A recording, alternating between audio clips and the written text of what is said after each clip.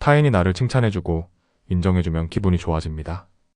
아무리 대단한 사람일지라도 칭찬에 약할 수밖에 없습니다. 그래서 우리는 칭찬과 존중을 갈망하게 됩니다. 인간의 뿌리 깊은 내면에는 사랑받고 싶다 라는 근원적인 욕망이 자리 잡고 있습니다.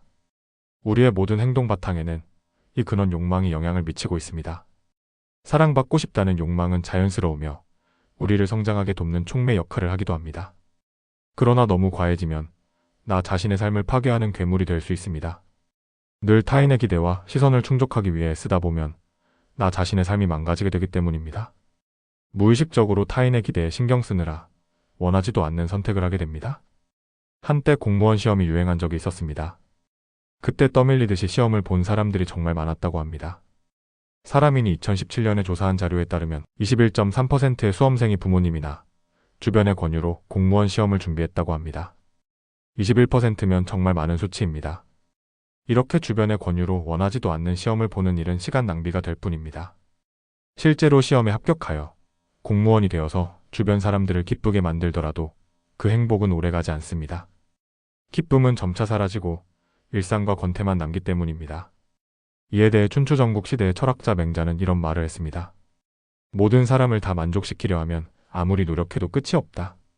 인생을 살아가다 보면 뜻대로 되지 않는 일이 정말 많습니다. 가장 대표적인 것인 인간관계입니다. 친구든 가족이든 형제자매든 내가 아무리 애를 써도 누군가는 항상 불만을 느끼거나 관계에 금이 가는 것을 막을 수 없습니다. 마치 재앙이나 사고처럼 느껴질 정도입니다. 어느 날 갑자기 좋았던 관계가 빠지직하고 깨지는 경험을 누구나 해봤을 겁니다. 나는 최선을 다했지만 막을 수 없는 운명처럼 모든 것이 끝이 나버리는 것입니다. 얼마나 허무합니까? 공허하고 위태롭습니까?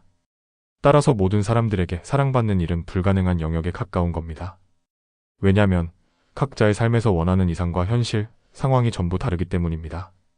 형제자매들은 각자 결혼을 하면 그 전과는 다르게 이해관계가 충돌하면서 싸우게 됩니다. 각자의 이해득실에 따라 만나고 헤어지기를 반복하는 것입니다. 혈육도 이러한데 친구들은 어떻겠습니까? 그냥 아는 지인과 동료들은 어떻겠습니까? 모두를 만족시키려고 노력한다면 감정 낭비의 함정에 빠지게 됩니다. 스스로를 지치게 만들 뿐입니다. 우리가 모두를 사랑할 수 없는 것처럼 모두에게 사랑받을 수는 없는 겁니다. 오히려 모두에게 사랑받겠다는 허망한 바람을 내려놓았을 때 행복의 문이 열리게 됩니다. 그리고 나의 욕구와 비전, 꿈이 명확해지기 시작합니다. 타인의 시선과 편견, 의견이 가로막고 있던 나의 눈과 귀가 열리는 것입니다. 나의 선택이 타인의 반응에 영향을 받지 않을 때 비로소 우리는 기쁨의 길로 나아갈 수 있는 겁니다. 물론 이 과정에서 나를 싫어하는 사람들이 우후죽순 생겨날 수밖에 없습니다. 그러면 또 어떻습니까? 어차피 우리는 모두에게 사랑받을 수 없다는 사실을 인지하고 있지 않습니까? 내가 아무리 노력해도 사랑받을 수 없다면 쓸데없는 시간 낭비를 할 필요는 없는 겁니다. 따라서 우리는 더 자유롭게 자신의 선택을 믿게 되고 결단을 쉽게 내리고 빠르게 집행할 수 있는 것입니다. 확신컨대 내가 아무리 잘해줘도 나를 미워할 사람은 어떻게든 미워하게 되어 있습니다. 이는 과학적 근거가 있는 주장입니다.